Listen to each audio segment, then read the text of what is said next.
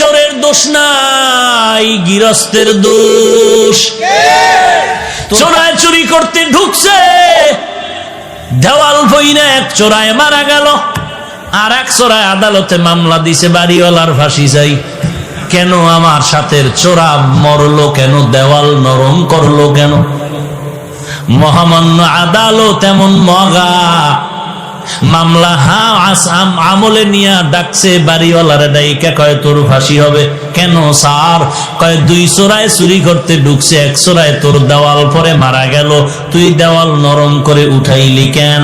বাড়িওয়ালা কয় স্যার মাফ করবেন, আমার কোনো দোষ নাই, এই দেওয়াল আমি উঠাই না, রাজমিস্ত্রি উঠিয়েছে।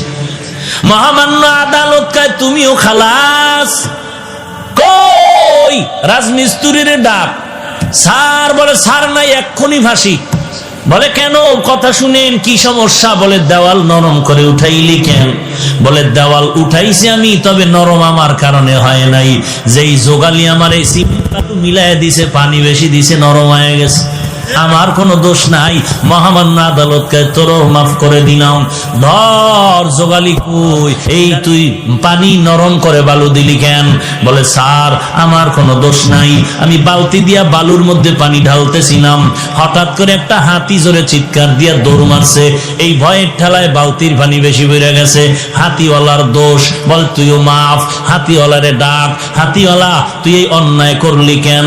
কয় স্যার আমার হাতি এমনি চেতে না, এমনি গরম হয় না, এক বেডিয়ে এক মহিলা সুন্দরী রূপসী স্বর্ণের অলংকার লাগাইয়া ঝুম ঝুম করে আওয়াজ করতেছিল, হাতি দেখা গরম হয়ে গেছে। কয় তুমিও মাফ।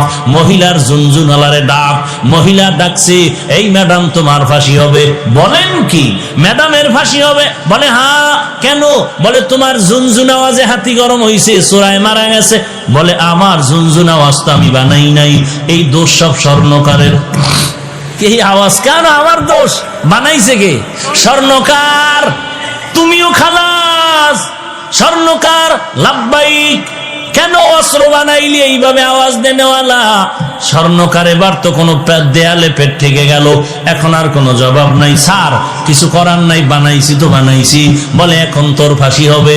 বলে কই এর ফাঁসি আমার গলায় আসলো কেন? কি এর ফাঁসি?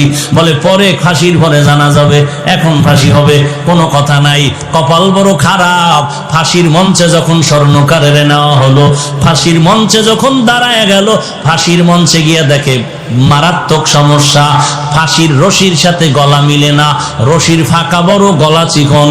এইবার বলে বাদশা নামদার কি করা যায়?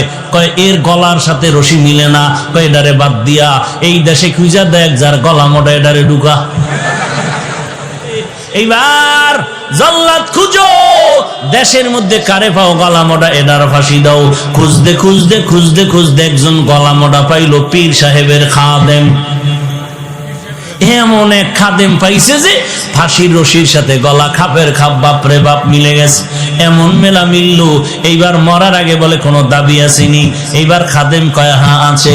কি দাবি? বলে আমার পীরের সাথে আমি একটা বেয়াদবি করেছিলাম, ওই বেয়াদবির জন্য ক্ষমা চাইব। কি বেয়াদবি করেছো? পীর আমাকে নিষেধ করেছিল এই দেশে যেন না থাকি। কেন নিষেধ করেছিল? আমরা যখন সফরে রওনা হলাম, এই দেশে আইসা দেখলাম ঘিয়ের দাম তেলের দাম সমান। তেলের দাম?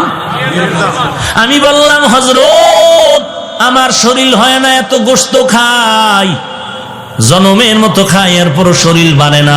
তেলের দাম ঘিয়ের দাম যেহেতু সমান, কম দামে ঘি খাইয়া মোটা হয়ে যাব। আমার পীর বারবার বলছে এই দেশের ঘি খেয়ে মোটা হইলে বিপদে পড়বি।